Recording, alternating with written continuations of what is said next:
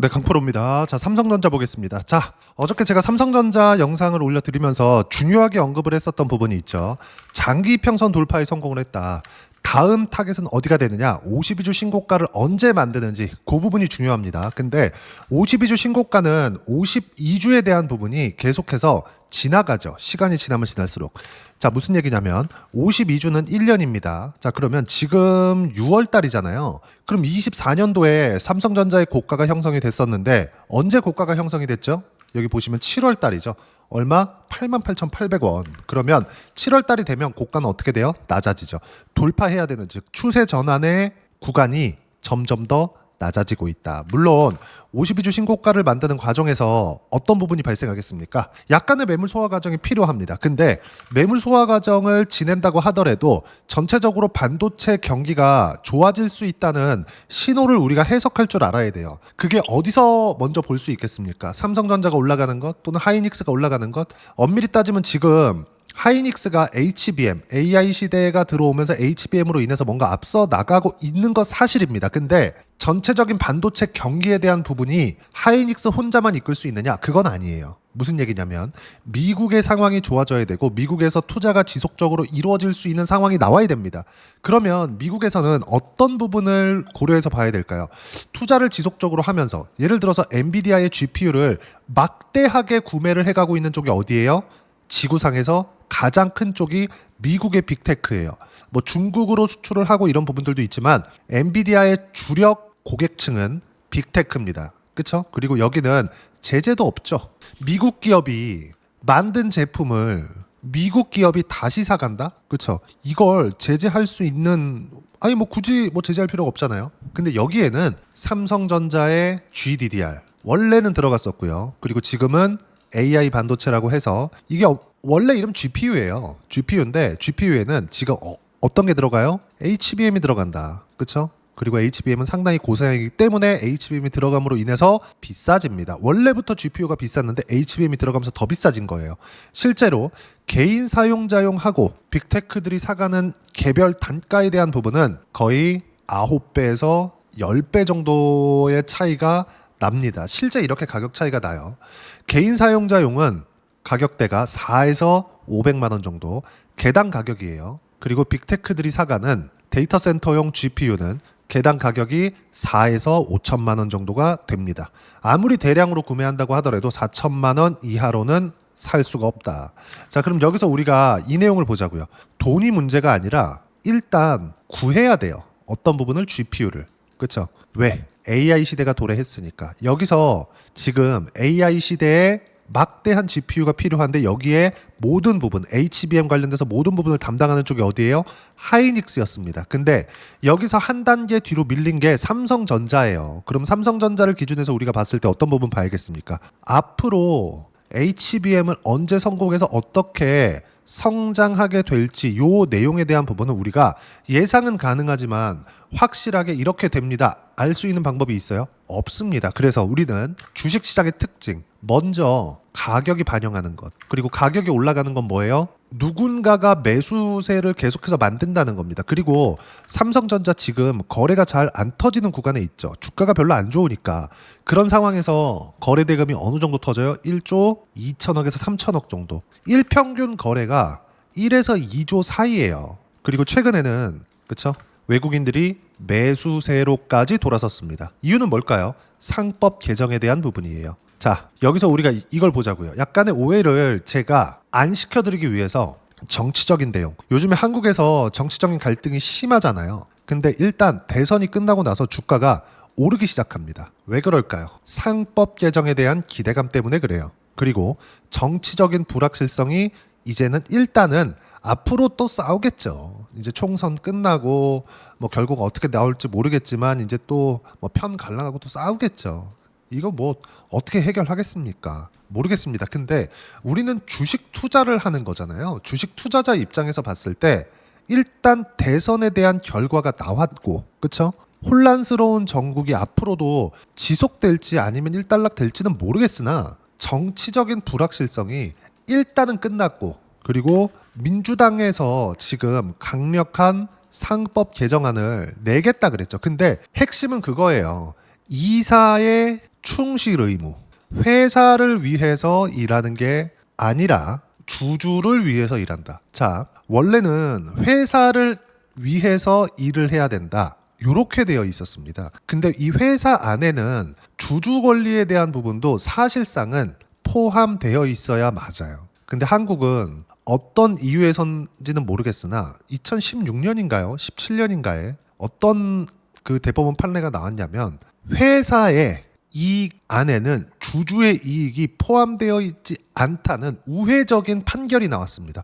이때부터 혼란이 가중되기 시작했고 급기야는 LG에서 그쵸? LG 화학이죠. LG 화학에서 LG 에너지 솔루션을 떼다가 상장시켰잖아요. LG 화학 주주들은 뭐 5년 보유하고 있는 사람, 10년 보유하고 있는 사람 많았을 겁니다. 근데 LG 에너지 솔루션의 주식을 한 주도 받지 못했습니다. 물적 분할을 해버린 거죠. 이런 부분을 막겠다는 거예요. 어쨌든 간에 상법 개정에 대한 부분이 되면 그쵸? 주주를 위해서 이사가 일을 할 수 있는, 만약에 이렇지 않으면 소송을 걸 수도 있는, 그리고 그냥 법제화 시켜버렸잖아요.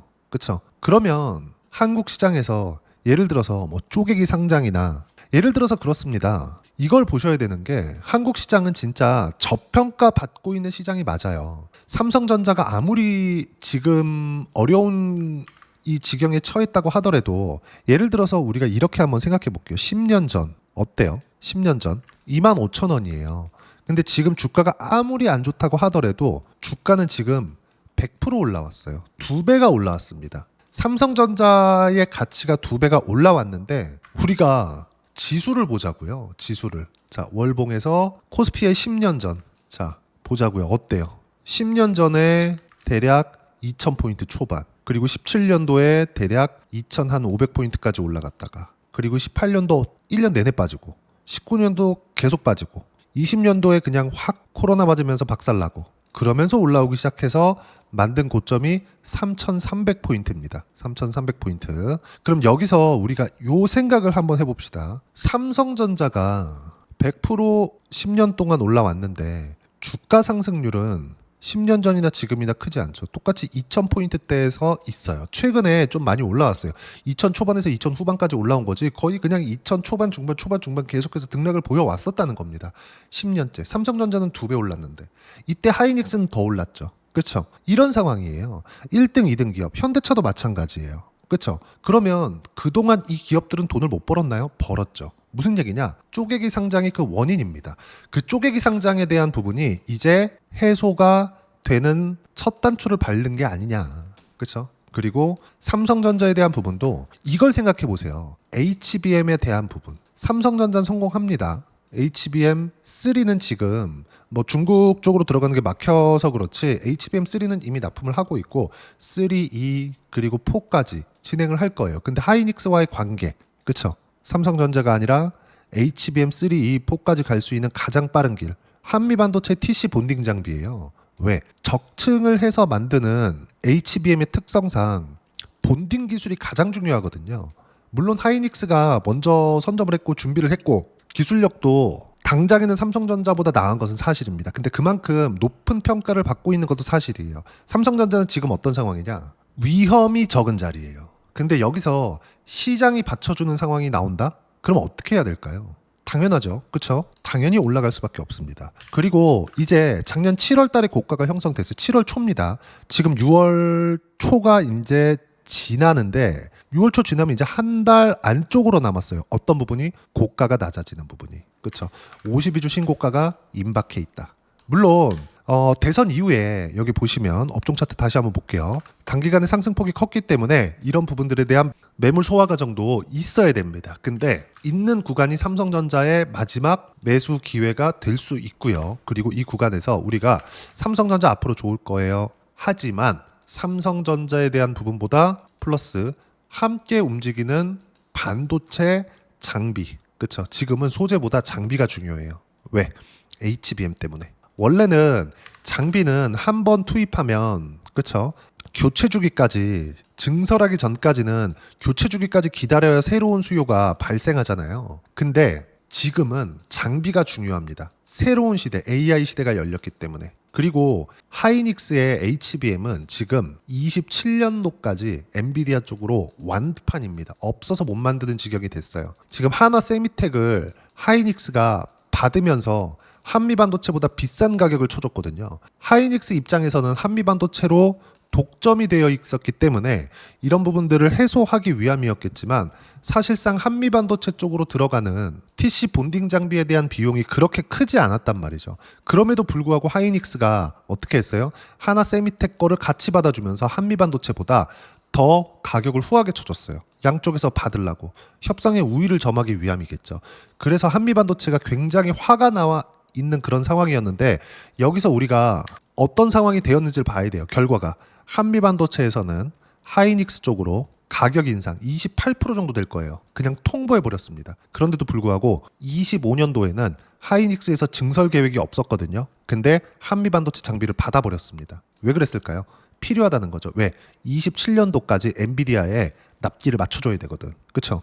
그러면 우리가 여기서 볼 수 있는 부분 뭐겠습니까? 한미반도체가 그냥 통보를 하면서 가격을 올렸다는 건 한미반도체 측에서도 삼성전자하고 한미반도체 관계 안 좋죠. 그걸 몰라서 그러는 게 아니라 한미반도체 입장에서도 마이크론만을 가지고 가기에, 물론 하이닉스 쪽도 거래를 계속하겠지만 마이크론만 가지고 가기에는 생산량 측면에서 많이 적어요. 그래서 삼성전자와 무언가 한미반도체에 커넥션이 있다는 그런 내용이 나오기 전에 주가는 오르기 시작할 겁니다. 그리고 HBM에 대한 부분도 결국에는 어차피 본딩 기술이거든요. 성공할 수밖에 없겠죠. 3, 2부터 시작해서 4 이렇게 되면 하이닉스 입장이 많이 곤란해질 겁니다. 왜? 물론 지금 하이닉스가 HBM 쪽에서는 1등인 것은 맞는데 삼성전자가 여기서 치고 들어온다? 그럼 그 막대한 생산량에 대한 부분을 움직인다? 그러면 엔비디아 측에서는 좋을 수밖에 없겠죠. 하이닉스 입장에서 TC 본딩 장비를 받기 위해서 나눴잖아요. 엔비디아 측에서도 하이닉스와 삼성전자를 나눠서 받았을 때 가격 협상을 시킬 수 있겠죠. 지금 하이닉스에서 부르는 게 값이거든요. 엔비디아 측에서도 지금 없어서 못 파는데 빨리빨리 만들어서 줘야 될 거 아닙니까? 지금 이런 상황이다. 그런데 삼성전자는 맞을 가격대가 없다. 여기서 삼성전자가 떨어지는 부분이 나오려면 미증시까지 빠지는 부분이 나와야 돼요. 왜? 앞으로 나빠질 수 있는 부분을 모두 다 반영을 했기 때문에. 그럼 지금부터 매수를 했을 때 위험은 적고 그리고 수익은 커질 수 있는 그런 상황이 됐고 어떤 식으로 매수 타점을 잡아야 되는지, 그리고 삼성전자를 매수함에 있어서 주도주군을 같이 매매를 해야 되는데 어떤 종목을 사야 되는지, 예를 들어서 뭐 두산 에너빌리티 그리고 화요일날 상한가를 간 한화 시스템, 그렇죠? 25% 지금 주도주들은 엄청나게 좋습니다. 이런 종목군들을 함께 매매를 하고, 그리고 삼성전자를 포함해서 하이닉스도 더 이상 빠질 가격대가 없기 때문에 지금 가격대를 조금씩 높이고 있는데, 한미반도체와 같은 종목군들, 같은 반도체 종목군들 있죠. 이제 바닥입니다. 이 구간에서 매매 타점을 어떻게 잡아야 되는지 그 부분을요, 여기 소통방에서 무료로 공유를 해드리고 있습니다. 자, 내용 한번 보시면 오늘 장중에 6월 10일 날이에요. 제가 보유하고 있는 종목군들, 그리고 같이 매매를 하고, 그리고 매매하는 과정에서 제가 실시간으로 어떻게 매매하고 타점을 잡아야 되는지 모두 다 실시간으로 공유를 합니다. 그리고 보유하고 있는 종목군들은 제가 계속해서 코멘트를 해요. 자, 두산 에너빌리티 같은 경우에도 오늘 0.4% 정도 빠지는 구간이 있었을 때 이거 이미 70%대 정도 수익 구간에 있거든요. 그런데도 불구하고 어때요? 이격이 벌어진 상태라 오늘 4, 5% 이상 조정을 받을 수 있다. 근데 이번 조정은 버텨야 된다. 타점 공유할 때까지 매도 금지, 몽땅 보유해라. 그쵸? 그리고 나서 이따 제가 확인시켜 드릴게요. 한 4% 정도까지 하락했다가 보합권에서 끝났습니다. 더 빠졌을 때는 V자 반등이 나오는 구간이에요. 왜? 시세가 유지되고 있었기 때문에. 그렇기 때문에 더 빠져도 매도할 필요가 없는 구간이었다는 점을 제가 소통방에서 공유를 해드린 거고, 그리고 뭐 관련돼 있는 종목군들, 지금 제가 삼성전자를 매매하면서 관련돼 있는 종목군들도 매매를 해야 된다고 이야기를 드리고 있죠. 그게 한미반도체와 같은 종목인데 이것도 마찬가지예요. 원전에 대한 부분 지금 굉장히 강한데 두산에너빌리티를 매매하는 과정에서 현대건설까지 매수를 해야 된다는 겁니다. 하지만 타점 공유할 때까지 매수 대기해라, 그런 내용이고요. 그리고 알테오젠 같은 경우에도 최근에 며칠째 강세를 보이고 있는데 그런 종목군들도 제가 같이 매수 신호를 실시간으로 공유를 해드렸고 현재 15% 수익 중에 있다. 그리고 보면 하나 시스템 같은 경우에 장중에는 18%까지 상승 구간을 높였는데 장 끝나고 나서 25%, 그리고 고점은 거의 상한가 구간에, 그쵸? 20한 8에서 9% 정도까지 상승 구간을 키웠다는 점. 근데 정확히 제가 장중에 뭐라 그래요? 6월 10일 3시 3분 하나시스템 18% 상승, 타점 공유할 때까지 몽땅 보유, 매도 금지. 그렇죠? 이런 식으로 매매가 진행된다. 삼성전자도 이렇게 어떤 식으로 타점 잡아야 되는지 소통방에서 무료로 공유를 해드리고요. 주도주에 대한 체크, 원전, 방산, 바이오, 조선, 반도체까지 이 안에서 매매를 해야 된다고 꾸준하게 이야기를 드리고 있으니까 소통방 와서 배우시면 되고요. 모두 무료로 진행하니까 구독과 좋아요 눌러주시면 입장 가능합니다. 입장 링크는 여기 010-8713-1916으로 구독이라고 문자 보내주시면 소통방 입장 링크 순차적으로 공유를 해드리도록 하겠습니다. 자, 그러면 소통방에서 진행하는 내용을 똑같이 따라서 매매를 했을 때 어느 정도까지 매매 구간, 즉 수익 구간을 키울 수 있는지 그 부분은요, 실제 제가 매매한 내용을 토대로 이야기를 드릴게요. 자, 내용 한번 보시면 비밀번호 방금 쳤고요. 어때요? 매매한 구간 정확히 나오죠? 신고가 구간에서 매매를 했다는 점. 아까 삼성전자 뭐라 그랬죠? 신고가가 이제 임박했다 그랬죠. 그런 결과 어때요? 4월 15일 날 76%까지 수익 구간이 커졌다는 점. 이런 식으로 매매 구간을 잡아가야 된다. 그리고 지금 반도체, 삼성전자를 가지고 이야기를 드리고 있기 때문에 관련돼 있는 종목군들을 보자고요. 예를 들어서 뭐 DI나 그런 종목군들 보면 작년에 삼성전자 하이닉스 강할 때 어때요? 신고가 구간에서 매매 구간을 꾸준하게 해온 결과 25%대. 14%대, 그쵸? 26%대, 22%대 어때요? 두 자릿수 수익률이 계속 나온다. 그쵸? 매매 구간을 어떻게 잡아야 되는지 그 내용을 소통방에서 무료로 공유를 해드리고 있으니까 구독과 좋아요 눌러주시면 무료 입장 가능하고요. 입장 링크는 여기 010-8713-1916으로 구독이라고 문자 보내주시면 소통방 입장 링크 순차적으로 공유를 해드리도록 하겠습니다. 자, 그러면 이렇게 두 자릿수 수익률 그리고 60%씩 70%씩 이렇게 수익 구간 만들어가기 위해서 어떤 부분을 보고 체크를 해야 되는지 이론적인 부분은 여기 삼성전자의 단기 보유 전략, 단기는 2주입니다. 2주 동안 내가 어떻게 수익 구간 만들어야 되는지 그 부분이고, 그러기 위해서는 가격에 대한 부분 중요하고요. 가격에 대한 이해가 되었을 때 주도주, 신고가 두 가지 내용에 대한 판단이 될 텐데 이 두 가지 내용 모두 무료로 공유를 해드리도록 할 테니까 구독과 좋아요 눌러주시고요. 여기 010-8713-1916으로 삼성전자라고 문자 보내주시면 단기 가격 전략 함께 공유해드리도록 하겠습니다. 자, 정말 어려운 시장이 지나왔습니다. 연초까지 해서 계속해서 시장은 어려울 거예요. 하지만 지금은 그래도 앞으로에 대한 기대가 있다. 제도적인 기대, 즉 상법 개정에 대한 부분, 그리고 주주 환원에 대한 부분, 작년부터 진행했었던 밸류업 프로그램이 이제부터 잘 돌아갈 수 있겠다는 그런 기대감, 이런 것 때문에 삼성전자까지 외국인이 매수를 계속해서 이어가는 상황이 만들어지고 있습니다. 그리고 코스피는 2,900포인트, 무엇보다 쪼개기 상장에 대한 부분도 없어지는 상황들이 계속해서 나올 것이기 때문에 없어지는 상황들에 대한 기대감도 계속해서 진행이 되고 있어요. 그러면 우리가 지금 어떤 종목을 고르는가에 따라서 상황이 바뀔 겁니다. 그렇죠? 단기간에 조정받는 거 이런 거 무시하시고 어떤 종목을 매매해야 되는지 제가 주도주군에서 딱 한 종목만 준비를 해놨으니까 영상 끝까지 시청하시고요. 모든 분들이 성공 투자하셨으면 참 좋겠습니다. 네, 주식 투자를 할 때 항상 체크해야 될 부분이 있습니다. 자, 제가 영상 초반부에도 이야기를 드렸지만 항상 주식 투자에서의 시세, 즉 주식 시세는 가격이 먼저 반영한다는 점입니다. 자, 어떤 호재나 악재를 찾으실 텐데 그런 호재나 악재를 찾아서 우리가 매수와 매도를 반복했을 경우에는 주식 시세가 올라가는 과정에서 꼭 내 것만 털리고 올라가는 경우가 비일비재했을 겁니다. 제가 매매를 했었던 종목군들 중에서 어떤 식으로 시세가 진행되고 연결이 되기 시작했었는지 그 부분에 대해서 한번 체크를 해보고 넘어가도록 하겠습니다. 자, 제가 먼저 조회를 눌러서 이야기를 드릴 텐데 이렇게 조회를 눌러서 먼저 보여드리는 건 조작이 불가능하다는 걸 먼저 보여드리는 거고요. 자, 내용 한번 보겠습니다. 자, 재룡산업 시세 구간, 올라가는 구간 확인하고 나서 매매를 한 경우에 34%대 수익 구간. 자, 다음 종목 한번 보겠습니다. 한화오션 신고가 이후에 다시 상승하는 구간, 그리고 수익 구간은 57%까지 늘어나는 부분이 있습니다. 공통점이 있다는 겁니다. 먼저 돌려보면서 이야기를 드리도록 할게요. ABL 바이오. 자, 이것조차도 마찬가지죠. 시세 이후에 다시 큰 폭의 급등 구간, 그리고 76%까지 시세 구간이 발생했다는 점. 어떤 종목이든 가격대가 올라가는 부분이 먼저 나왔다는 게 핵심 포인트예요. 자, 다음 종목 보겠습니다. 자, 자람 테크놀로지입니다. 어떻습니까? 이것조차도 마찬가지죠. 74.8%의 수익 구간을 냈는데 단 3일 걸렸습니다. 시세가 나왔었던 구간은 동일하게 신고가 이후에 발생했다는 점. 그리고 마지막으로 두산 에너빌리티. 두산 에너빌리티도 계속해서 상승 구간을 만들어가고 있지만 당연히 신고가 이후에 시세가 나오고 있다는 점.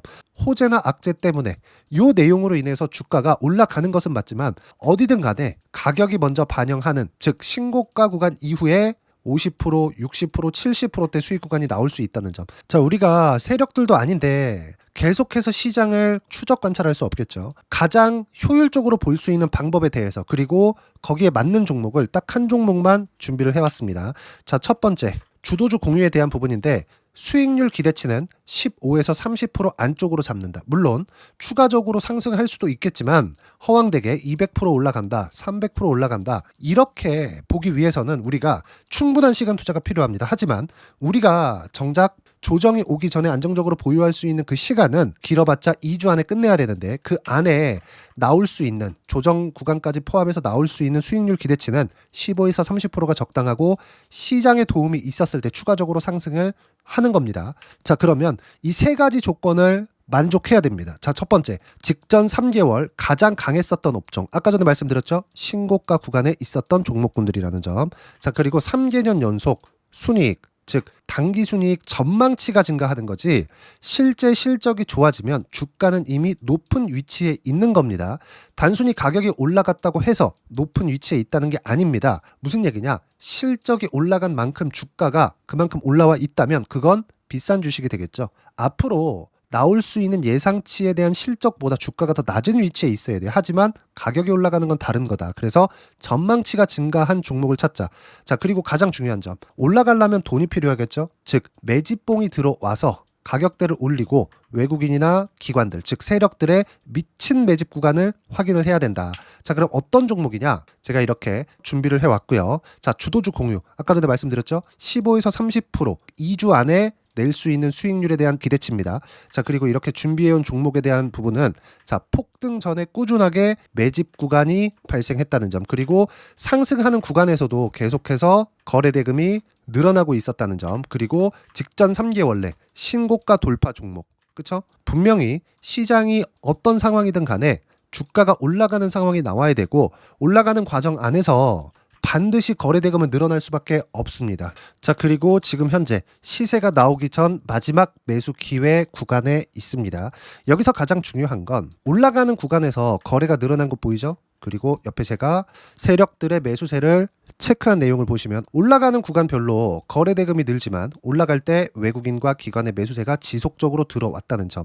이 구간에서 제가 종목만 드릴 수도 있겠지만 어떤 식으로 타점을 잡고 매매를 해야 되는지 소통방에서 함께 진행을 하고 있고요. 소통방은 모두 무료로 진행하고 있습니다. 물론 종목만도 따로 드리겠지만 등락하는 과정에서 어떻게 타점을 잡아야 되는지 그런 부분 소통방에서 진행하고 있으니까 여기 010-8713-1916으로 주도주 라고 문자를 보내주시면 제가 강프로의 소통방도 함께 초대를 해드리면서 지금 2주 안에 15에서 30% 수익률에 기대되는 주도주를 공유해드리도록 하겠습니다. 자, 항상 어려운 주식시장이지만 제가 준비한 이 종목 받아가셔서 모든 분들이 큰 수익 내셨으면 좋겠습니다.